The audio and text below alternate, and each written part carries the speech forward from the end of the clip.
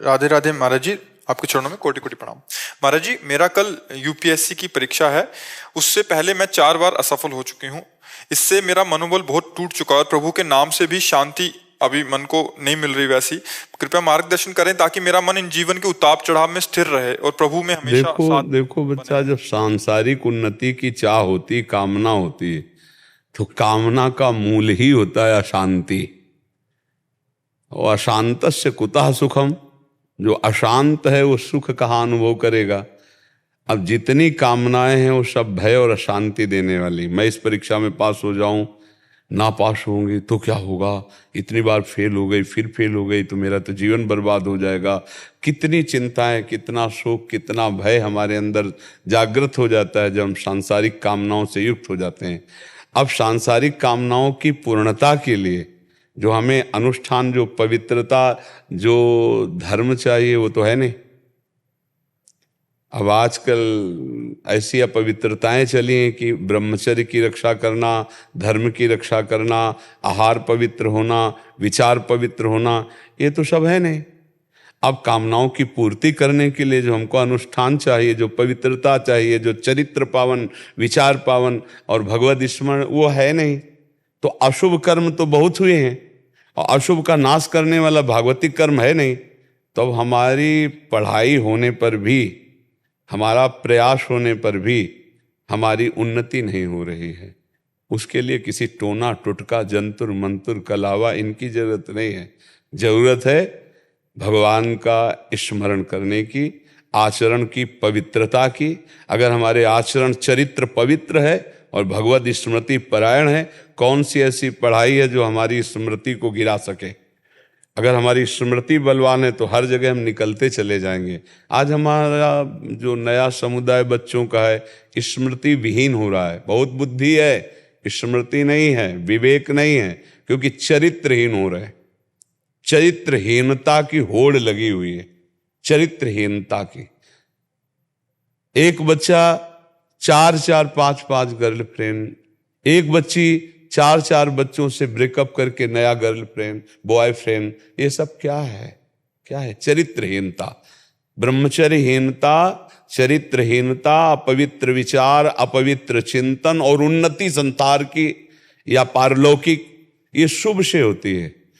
जो यहाँ संसार की उन्नति शुभ से होती है। आचरण अपवित्र, विचार अपवित्र, तो अशुभ आचरण हो रहे हैं, पापाचरण हो रहे हैं। उन्नति हम संसार की चाहे तो अगर पूर्व पुण्य वश किसी पद पे भी पहुंच जाए तो भी वो शांति को प्राप्त नहीं हो सकता, वो सुख को प्राप्त नहीं हो सकता। उसके अंदर विविध प्रकार की कामनाएं, चिंता, शोक, भय बनी ही रहेंगी।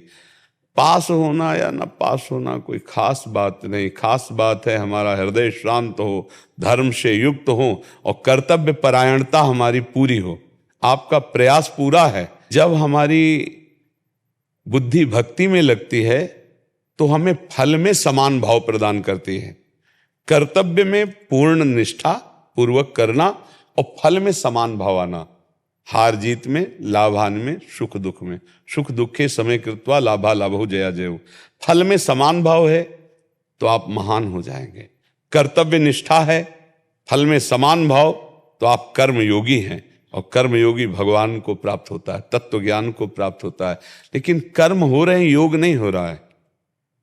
चरित्रहीनता, विचारों में अपवित्रता, भगवान नाम जप ना होना, मंत्रानुष्ठान बल ना होना, तो उन्नति किसके बल से चाहा जाता है?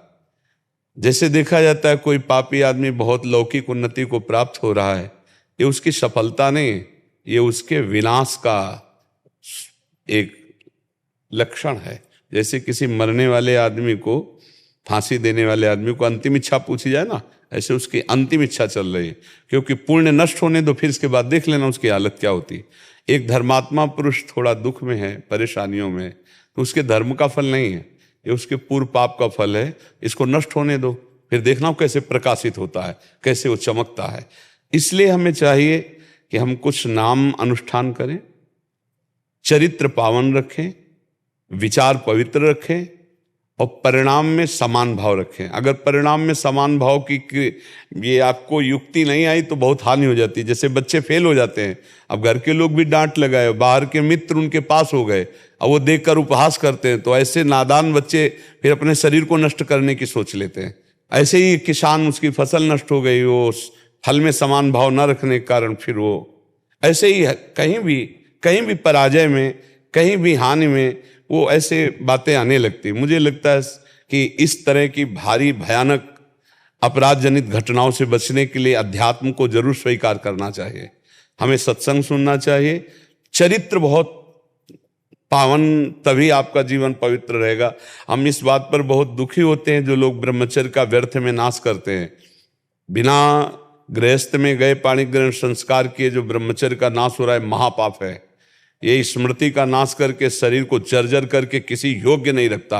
और आज के नए बच्चे इसी को सुख समझ रहे हैं, इसी को मनोरंजन समझ रहे हैं, इसी को अपनी उपलब्धि समझ रहे हैं। तो हमारी प्रार्थना है, जिन बच्चों को लौकिक और पारलौकिक उन्नति प्राप्त करनी हो, जब तक पाणी ग्रहण न हो ब्रह्मचर्य का पालन करें। पाणी ग्रहण हो जाने पर भी अपने चरित्र को पावन रखें और भगवत अनुष्ठान करें। नाम का, मंत्रों का, और बहुत से ऐसे पाठ हैं जिनके अनुष्ठान से अशुभ का नाश होता है और शुभ, जो भजन शुभ है, वो हमारा लोक और परलोक सब मंगल कर देता है। सच्ची मानिए, जगत में और परलोक में उसी की उन्नति होती है जो भगवान का नाम जप करता है, जो भगवान के गुणों का गायन करता है। इह परलोक सकल सुख पावत मेरी सो भैया कृष्ण गुण संचु, हरिवंश महाप्रभु कहते हैं। यदि कृष्ण के गुणों का गायन करोगे, नाम जप करोगे, तो इस लोक में और परलोक में सदैव सुखी रहोगे। अगर फेल हो गए हो तो भगवान और मार्ग दिए, पता नहीं कौन सा मंगल विधान किए भगवान, आपको क्या बनाना चाहते हैं। आप निश्चिंत रहिए, उदास मत होइए। एक जगह से फेल हो जाओगे तो कहीं ना कहीं ऐसी जगह पास कर देंगे जहां से फेल हुए उससे अच्छा आपको पास कर देंगे। विश्वास रखो।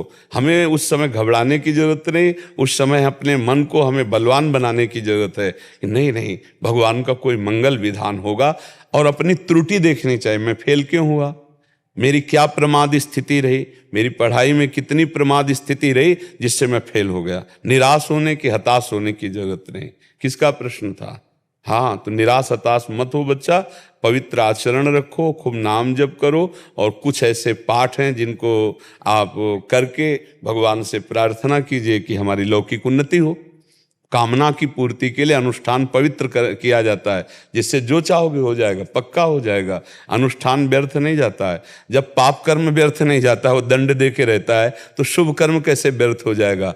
हर एक क्रिया का अपना फल है, पर समय आने पर वो जागृत हो जाता है। जी।